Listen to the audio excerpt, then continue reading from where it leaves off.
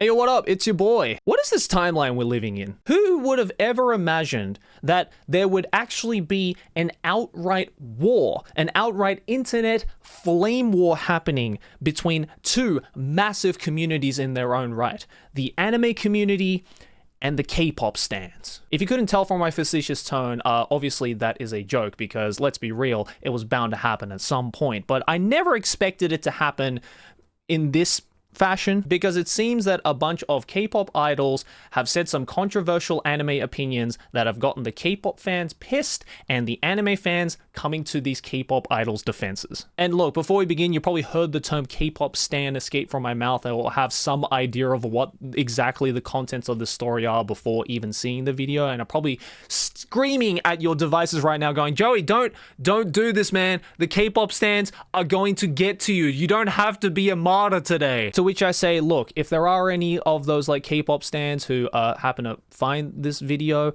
and decide to write horrible, mean, most likely racist and disgusting comments about me in your little wind tunnel of a K-pop forum, then by all means, please go ahead. I've heard it all and I don't care. So let's just jump straight into it. We have an article here from koreaboo.com, obviously not biased whatsoever, that says TXT's Subin faces criticism for watching a problematic anime. More male idols also take heat. These three gentlemen were also caught up in the controversy. All four of these gentlemen being K-pop idols. I mean, look at this beautiful man's face. What a cutie. But essentially, these K-pop idols, after being asked, I guess, about their anime recommendations, or I guess their favorite anime from their fans, decided to, all four of them, in four separate situations from my understanding, bring up collectively one show that all four of them just happened to recommend among other shows that they brought up, and that being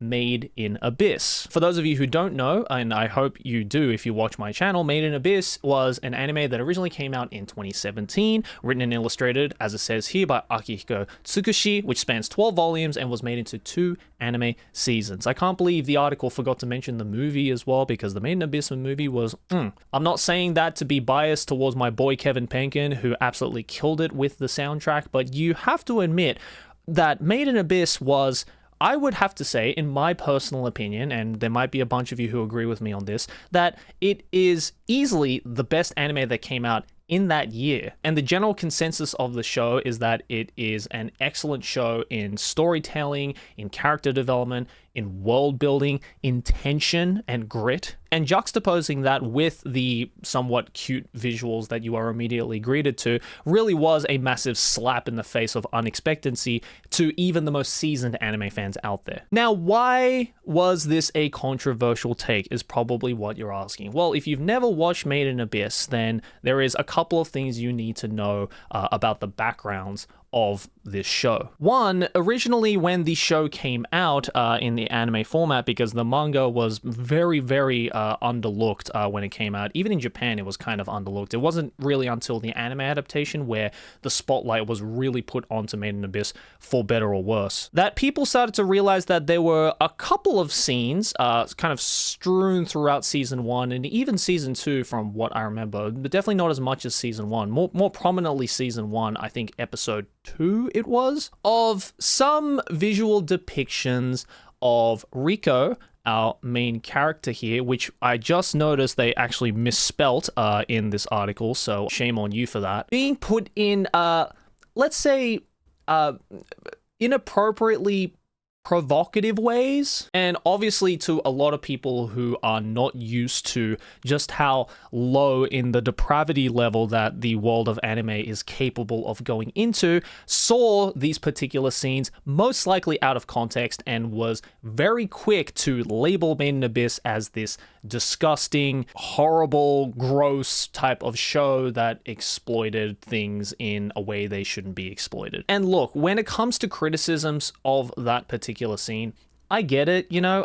Personally, I didn't have a massive problem with it, and I thought it was a lot of people, you know, just taking things way out of context and blowing things up way out of proportion, because if you know anything, again, about what the world of anime has to offer, the stuff that you see in Made in Abyss is relatively tame. And I'm definitely not proud to say that in the confidence that I just said it in, but we all know it's true. But for a lot of people, the Made in Abyss show was just so well written and so gripping and entertaining in the way that it kind of literally pulled you into this abyss of the dark world and just the incredible fantasy story and universe that was created within the confines of the story, that a lot of people kind of just passed it off and brushed it off as just kind of like a weird side thing, which, you know, if you agree with that or not is entirely up to you. I'm not going to judge you either way. At the end of the day, you know, this is a piece of art.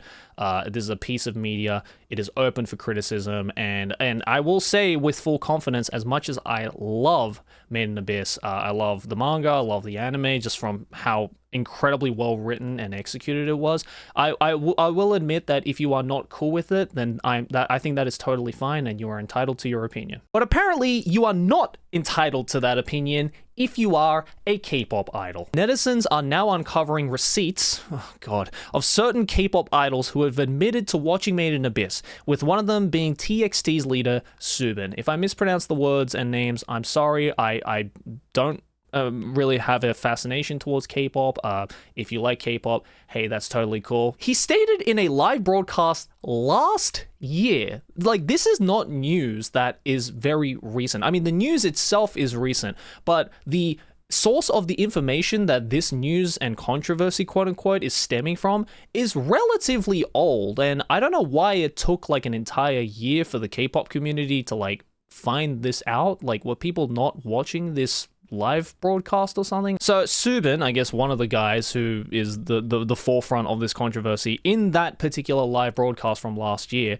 I guess maybe it was like kind of a Q&A thing or something, I don't know, but basically it gave him the opportunity to talk about anime series that he has been recently watching or likes or whatever, and to that he said this, quote, "The second season of Made in Abyss is coming out right now," obviously because this was last year, season 2 just came out. "To be honest, I didn't think the first season was that much fun, but the second season is so fun," which I guess, you know, if you ask me, is a bit of a puzzling quote to take out of and blow up proportionally for a number of reasons. One, he never actually recommended the show. Like, he never said it was like his favorite anime or whatever. He just said he watched it. He didn't think season 1 was that much fun, which, first of all, okay, sure. I thought season 1 was fine by all means, but the second season is so fun. So he obviously likes season 2 more, which valid. Season 2 is also fantastic and a lot darker than season 1. But secondly, I don't know if this is like a translation error or whatever, but when describing Made in Abyss, I would most certainly not use the word fun. Made in Abyss is not a fun show to watch by any stretch of the means. Enthralling, sure. Interesting, you know, gripping. Those are all descriptive words I would use for Made in Abyss.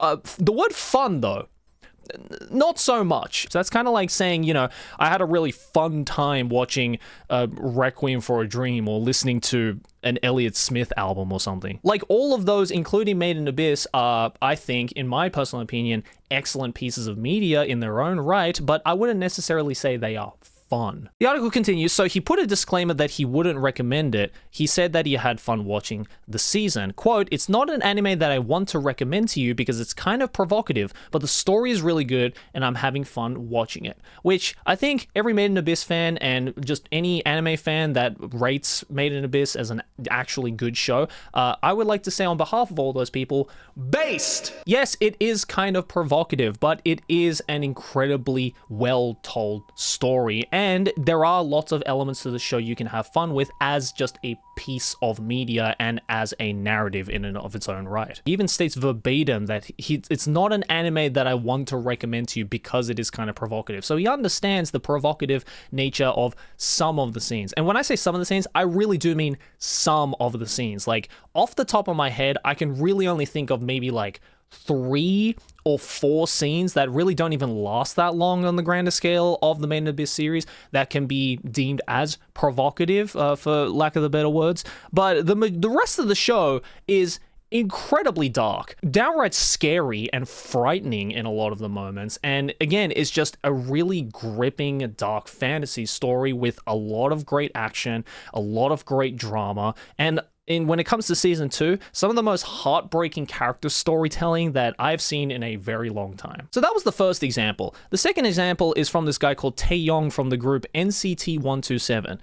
The article saying he's also confirmed that he's a fan of Made in Abyss. He's a supporter of the manga, which is infamous for being more graphic and overall problematic than the anime, which, you know, if I had to give KoreaBoo.com any credit, this sentence right here is the first piece of what I would like to think is factual information that is actually correct and is non-biased, because yes, as much as of a fan of Made in Abyss as I am, I do also understand that the manga is just objectively more graphic, not just in the problematic ways that this article is talking about, but also in terms of like the gore department as well. Like some of the scenes in Made in Abyss are pretty violent and pretty disturbing that it almost puts the anime to shame with just how much it's like, whoa, okay, I didn't expect you to go that far with this dog. In a photo showcasing his red pair of boots, he left the manga slightly out of the sight in the corner as a hint that he is a fan. And this is the picture in question. Motherfucker wearing Sonic boots right here. And there you go. Right there in the corner is a volume of the 11th volume of the manga, proving that he was not simply a casual reader. That's what this shit says. I don't know what like volume numbers have to equate to like you being a casual or a hardcore reader or not. Like you can be a casual reader of something and be able to read 11. It's manga. It's not like 11 volumes of like a Stephen King novel. They're pretty easy to go through. So look, you know, one of the guys prefers the anime version. One of the guys prefers the manga version. Hey, that's totally all right. You get to pick and choose what you want. If you're more of a fan of the manga, then I say go for it. And then we have the third example. 17's Woozy is also under fire for mentioning Made in Abyss in a Weverse Live dating August 27th, 2022. Again, these are all coming from last year. Why is it just resurfacing now? He was asked to recommend an anime that he was watching recently and added this to his list. So this guy has a list of shows including Made in Abyss. So let's check out what they were. He says, quote, "The one that I enjoyed recently these days, I enjoyed Uncle from Another World, I saw Komi-san Can't Communicate, I saw Jujutsu Kaisen, and I saw Shikimori's Not Just a Cutie, and I saw Made in Abyss." So the way that this is phrased, right? The fact that, and look, let me know in the comments below if I'm thinking like too deeply into this, right? But the fact that he mentioned Made in Abyss last out of a list of 5 shows that he recommends is pretty telling of the fact that like it's not the first show that he thinks about when it comes to recommending anime. Like this is just a show that like he genuinely just like thought was a good show and wanted to recommend to people if there are any fans of his that could stomach the supposed problematic aspects of the show or just the overall dark nature of the show. Because admittedly, Made in Abyss, you know, from the grander scale of things, as cutesy and wholesome as innocent as it may look on the packaging, the content can get very, very dark. So just if you've never watched Made in Abyss, then just go into the show with that in mind as well. Like this show is definitely not for everyone. This is a really interesting list in my opinion. So Uncle from Another World, I watched about 3 or 4 episodes of the show and I just thought it was all right. I think, you know, as much as I'm called like the isekai hater or whatever, which I wear as a badge of honor nowadays, if I'm being honest, Uncle from Another World was, I would say, the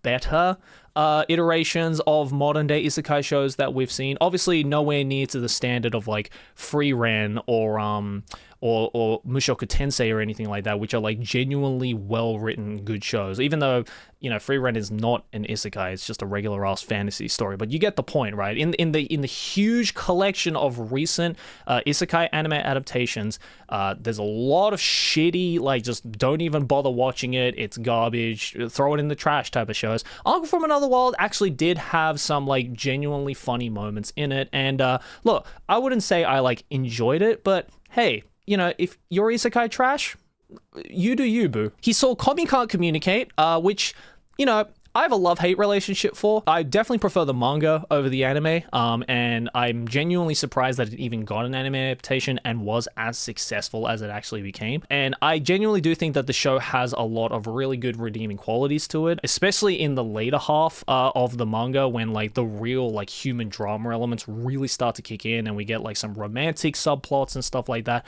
The show can get really cute and wholesome. The hate part of the love-hate relationship is I just absolutely despise the community revolving around it, and I guess the image that Komi can't communicate has built itself around, but that's another video for another day. He saw Jujutsu Kaisen. Look, I think it's mid, but what does my opinion matter? He saw Shikimori's Not Just a Cutie. Again, another show that was I read the manga of. I didn't watch the anime. The manga was pretty alright. I'd say it was probably on the same level as like Uncle from Another World in terms of my personal enjoyment of the show, but hey, it's a cute, wholesome show. And then after all of that, he finally mentions Made in Abyss. So clearly it's not on the top of his head. Like, this isn't his favorite freaking show. I mean, if we're going strictly just from this quote, his favorite anime from recent memory is Uncle from Another World, which, you know, some people will say based. I say maybe that's just the last show he watched, recency bias, I don't know. And then the final one right here is from this guy called Mingi from A Tease, said that he talked about liking Made in Abyss during a fan call, naming it one of his favorite anime shows of all time. Now, this guy doubles the fuck down and says that Made in Abyss is his favorite show of all time, which, hey, look, is not an invalid take. I have a number of friends and fellow content creators who have cited Made in Abyss as one of their favorite shows, if not their favorite shows. People whose opinions that I heavily respect as well in the anime world. So to say that Made in Abyss is your favorite show of all time is, you know, a little on the weirder side, especially if you take it from the perspective of the anime, watchers and normies out there. But hey, valid nonetheless. He says, quote, Made in Abyss, it's one of my absolute favorite animes of all time, but it is a bit grotesque. Much like the first guy, he understands that as much as he likes this show, that there are elements to it that can be off-putting to some people. I think what was like really cool of these like K-pop idol guys to do for their fans, or at least what they try to do for their fans, is to basically put a cushion in between them and Made in Abyss to be like, hey, look, I understand that I'm recommending these and you're obviously going to listen to and heavily respect my opinion because you follow me religiously as K-pop stands do, but I also understand that this show is not for everybody, which I think, look, personally speaking, I think that is a very respectable and, a good thing to do, because, if they didn't mention these like little bits and details, then it could have gone a whole lot worse than it already did. And look, let's be real, this controversy should have never fucking happened in the first place, right? Like, anyone who rates Made in Abyss, or anyone who likes Made in Abyss, anyone who thinks Made in Abyss is a good show, any sane person in the anime community knows that Made in Abyss is the last show that people would say as being the most like disgusting anime ever created and an absolute abomination to humanity and all that kind of dumb bullshit that these K-pop stands are throwing out there onto the Twitterverse. Oh, sorry, we have one more.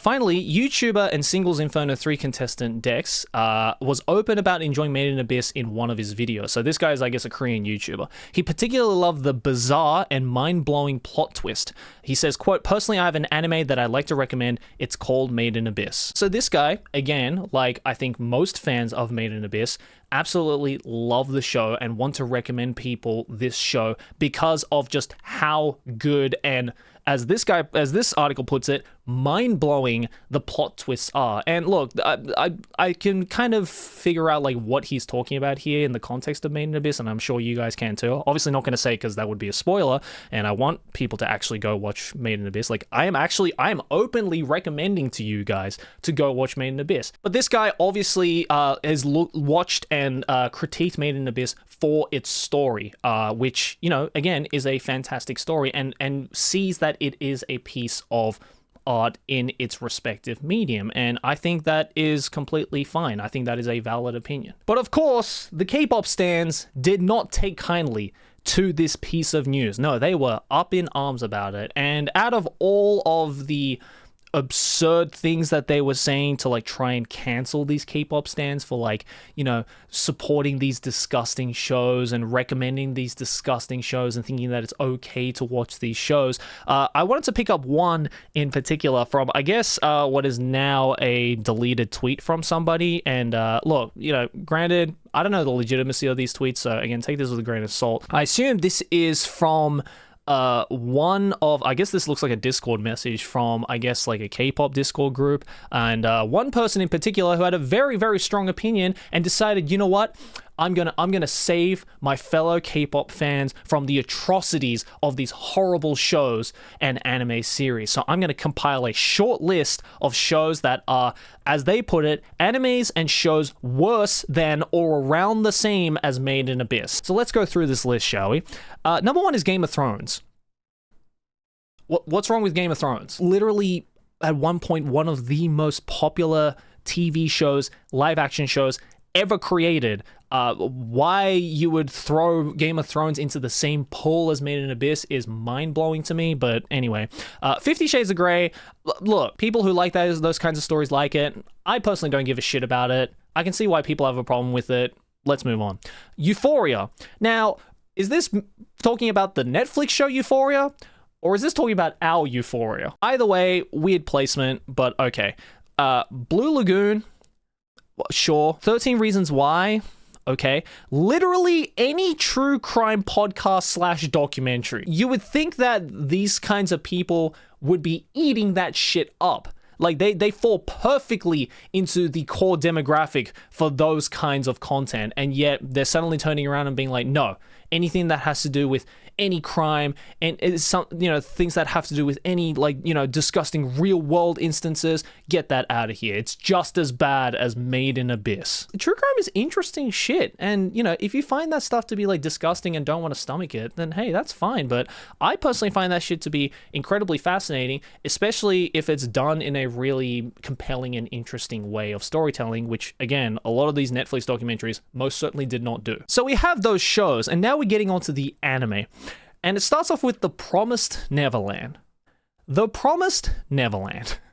Why? Like, it literally has nothing to do with Made in Abyss other than the fact that the main character is also a young child. Like, I legitimately, and it's a dark fantasy. Other than that, these two shows are nothing alike. The only reason you should ever avoid watching The Promised Neverland is not because it's the same or around as worse as Made in Abyss, but just the fact that season 2 was one of the biggest atrocities that could ever be committed in the world of anime.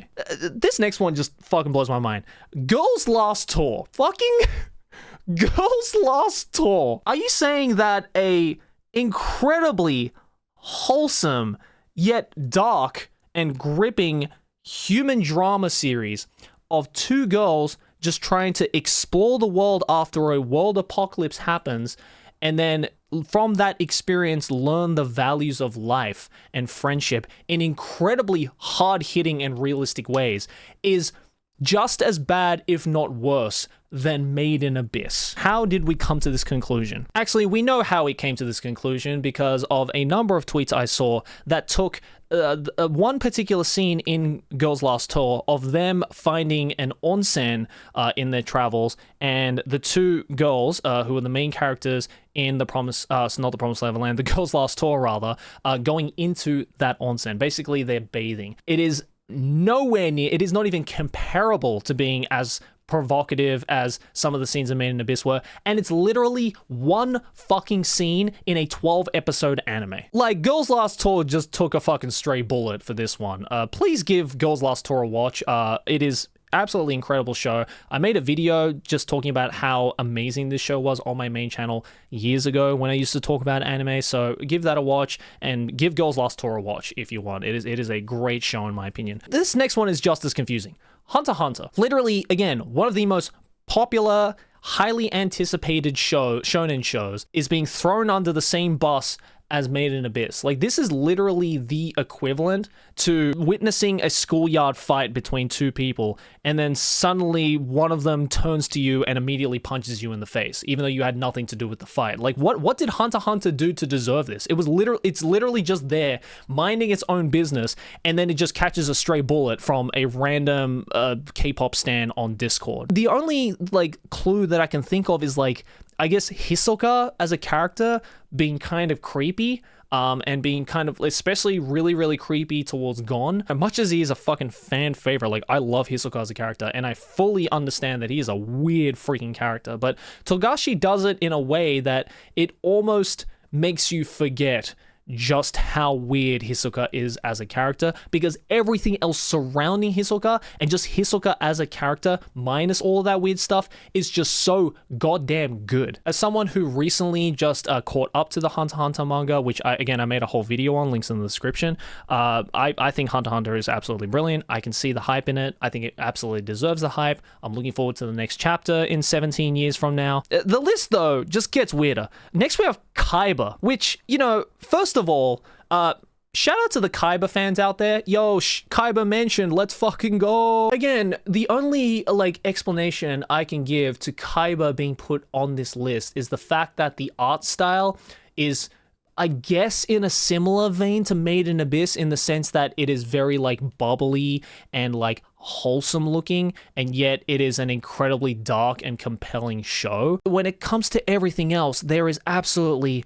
zero connection. Like Kaiba and Made in Abyss couldn't be further apart in the anime spectrum. So why the hell Kaiba is on this list? Not to mention, I find it very hard to believe that a K-pop stan who is criticizing all these shows for being just as bad as Made in Abyss even sat down and watched Kaiba. Like, not even, like, a lot of seasoned anime fans have watched Kaiba. Are you telling me that this, like, random, probably 12-year-old K-pop stan girl, you know, somewhere in the US, sat down and actually watched Kaiba and was like, yes, definitely some of the elements of this show are just as bad as Made in Abyss, if not worse? I just find that hard to believe, and I definitely do think they just looked at the packaging and were like, yeah, this is probably another one of those weird fucking anime shows that have, like, really provocative imagery in it, which, if you've watched Kaiba, you will know that is definitely not the case. And please watch Kaiba. More people need to watch Kaiba. That is in my opinion, one of the most underrated anime series ever made. Let's move on. Neon Genesis Evangelion. Now you're just going after the big guys.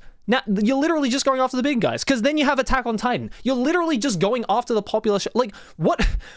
I'm looking at this list so far, right? And I'm just like, what do these people watch for entertainment? Like, you've literally taken out some of the biggest, most popular, and even the ones that aren't popular, just really good and underrated shows on this list. Like, if you had told me that this was, like, a K-pop stan's, like, favorite anime list, I would have been like, dog, this K-pop stan has impeccable taste. This is fantastic. They haven't had a miss so far. But the fact that they're rating all of these, and whatever. Madoka Magica, again, they just looked at the art. They literally just looked at the art. They looked at Madoka's wide-ass face and was like, yeah, that's probably another show where she looks like a child. I know all of anime, they're probably going to get into some provocative scenes, which, again, Madoka Magica couldn't be the furthest from it. It is incredibly dark, incredibly brutal, at the time had one of the most insane plot twists ever made, and really kind of revolutionized the whole, like, magical girl deconstruction trope and everything, but that's another topic for another day. Killing Stalking, not even Korean. Not even the Koreans are safe from this. You're literally going after your own kind here. With Killing Stalking, admittedly, you know, since this is based off a yaoi and the contents can get very dark and very, very provocative, but not in, like, an exciting way or anything, like in a very dark, brutal way. And yes, for those of you who are doubting me, I have read Killing Stalking. In fact, I made a video about it years ago when it first came out, because I was genuinely interested in the show, and I believe, get this, Killing Stalking fans, I actually think it's a really good manhwa. I really do rate this manhwa. I think it is a really well-written show, really compelling, really dark, and I love all of those things in my manga and anime, and manhwa, of course. Up next is Black Butler, which, again, just confuses me. The average demographic of an insane K-pop stan literally falls perfectly into an average Black Butler enjoyer. Also, there are no children to speak of in Black Butler. At least there are no children that are put into any provocative circumstances. So I would just like to think that this is just like a personal attack. Maybe this person, I'm going to assume is a she, could be a he, I'm not going to assume genders. This person just probably just has a personal vendetta against Black Butler. Sure. Violet Evergarden. Why? Explain yourself, child. Point me to the exact scene where you think it is just as bad. I don't understand. Are you telling me that one of the most beautiful, just gorgeous Kyoto animation series that has just an incredibly heart-wrenching story with amazing animation and a really good soundtrack and a really fucking sad ending that does leave a hole in your heart, but it's kind of a hopeful hole in your heart, if you get what I mean? You're telling me that that kind of show is just as bad as the provocative scenes of Made in Abyss. I just shake my head at you. Up next is Banana Fish. I think this person just has a really big vendetta against like Fujoshi bait shows or like yaoi shows, which is just really uncalled for, in my opinion, because Banana Fish is a great freaking show, and shame on you for even putting that in this list. And these last two ones, are interesting, to say the least.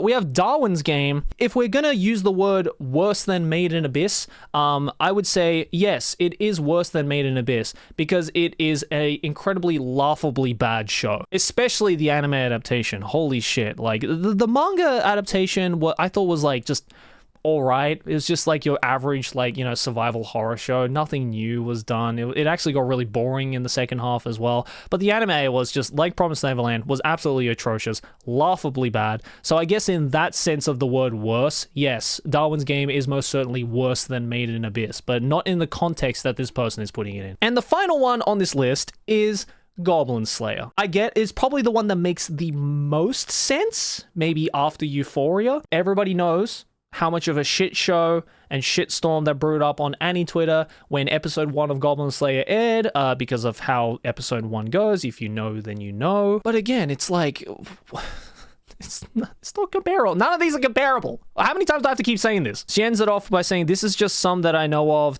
Add more to the list, if any. Yeah, I'll give you a few obvious ones that you missed for some reason. What about Redo of Healer? As much as it is kind of a guilty pleasure show for me, a lot of even Annie Twitter hated the shit out of that show. Not to mention, again, you could have picked some of the most obvious freaking shows out there that are genuinely just as bad, if not worse, than the provocative sins of Made in Abyss. Like, the fact that this person missed Boku no Pico, which is one of the most obvious answers. Literally any kind of like really sus hentai show that has come out. There is a ton of depravity that can far exceed the depths of what you perceive in the 3 or 4 provocative moments of Made in Abyss. Trust me, I've probably seen most, if not all of them. Not because I wanted to, but because I had to do it for YouTube video purposes. So yeah, bottom line, this shit is dumb as fuck. And I just find it really funny that it was so dumb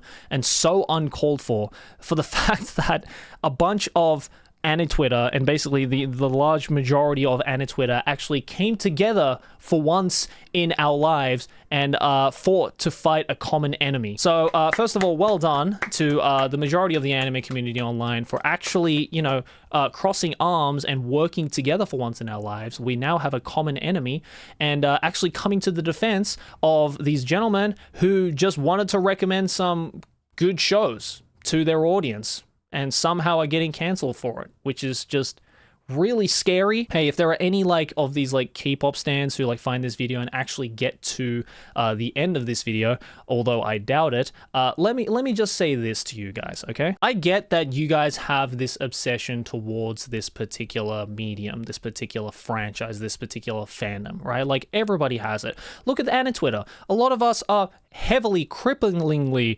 terminally addicted to this medium of anime and manga. But I think there is something really dangerous about having this incredibly deep obsession over one thing, because it really does warp your perspective around things, and it really does turn you into this closed-minded person, which, regardless of what fan base you're on, regardless of what side of the spectrum you're on in any conversation when it comes to fandoms and hobbies and stuff like that, is just not healthy, especially when you're going to throw like online discourse into this thing. Obviously, me saying that is not going to stop all these K-pop stans or these like hyper obsessive fans of the K-pop world to change their mind suddenly and switch a dime on me, obviously. But I think it is important to say that, you know, not just to the K-pop stans, but to just anyone in particular, right? Like, it is totally fine to be hyper obsessed over something, but I think when you revolve your entire world and your entire existence on this one thing, it really does cloud your judgment in super, super scary and really unhealthy ways. Look, all I'm saying is you can continue to like your K-pop idols, you can continue to like K-pop music, you can continue to like K-pop culture, but I think it's also important to like branch out even a little bit into other like interests and hobbies. You know, like, sure, you don't like Made in Abyss? Hey, that's fine. There's a ton of anime out there that has zero provocative things in it, zero things that will get you guys triggered or anything like that, and is genuinely like a world and a medium that can be accessed by any person of any mindset. But what is me saying that gonna do? Let's be real, they're not gonna listen to me. They're just gonna go into their forums and just type some horrible shit to me. So I'm looking forward to what kind of stuff they have to say, but just know that the entirety of the anime community is belly laughing at all of you for even turning this into a controversy, and I really do hope that these 4/5 gentlemen